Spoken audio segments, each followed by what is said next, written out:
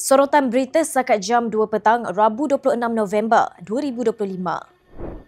Perikatan Nasional mendesak Suruhanjaya Pencegahan Rasuah Malaysia menjalankan siasatan segera ke atas pemimpin PKR Syamsul Iskandar Akin dan menentusahkan dakwaan terhadap bekas setiausaha politik kanan Perdana Menteri itu.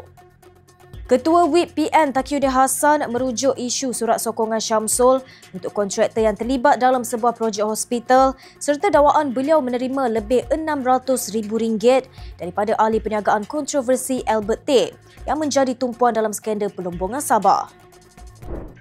Dalam pada itu, Perdana Menteri Anwar Ibrahim menerima peletakan jawatan Syamsul yang bertindak sedemikian susulan cubaan menyerangnya dengan perkara boleh merosakkan imej kerajaan Madani.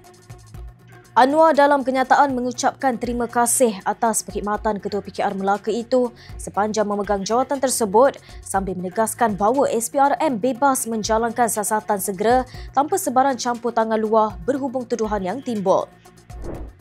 Bekas Perdana Menteri Dr. Mahathir Mohamad berkata Malaysia perlu menyemak semula kaedah perkongsian hasil dengan negeri khususnya Sabah dan Sarawak, namun menegaskan Petronas tidak seharusnya terlibat dalam tawar-menawar politik. Mahathir mengakui bahawa permintaan Sarawak untuk mendapatkan bahagian hasil minyak dan gas yang lebih besar mencerminkan perubahan jangkaan sambil menegaskan keperluan menilai semula peruntukan kepada kerajaan negeri dan bukan sekadar 5% yang dipersetujui selain perlu mengkaji semula sumbangan Sarawak kepada persekutuan. Ketua Menteri Sementara Haji Jinor telah meminta Persatuan Undang-Undang Sabah agar terlibat dengan pasukan yang ditugaskan menyediakan kerangka kerja bagi dana kekayaan berdaulat Sabah. Dalam kenyataan, Haji Ji berkata SLS menyambut baik cadangan dana kekayaan tersebut yang akan diwujudkan melalui enakmen negeri sekiranya Gabungan Rakyat Sabah berjaya mengekalkan kuasa kerajaan negeri Sabtu ini. Presiden Parti Demokratik Progresif Tiong King Sing menafikan beliau melanggar arahan Gabungan Parti Sarawak yang melanggar pemimpin dan ahli parti gabungan itu terlibat dalam kempen pilihan raya Sabah.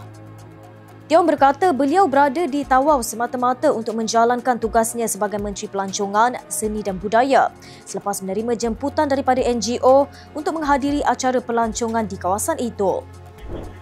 Demikian sorotan berita untuk petang ini. Untuk maklumat lanjut, layari FMT dan ikuti kami di sini.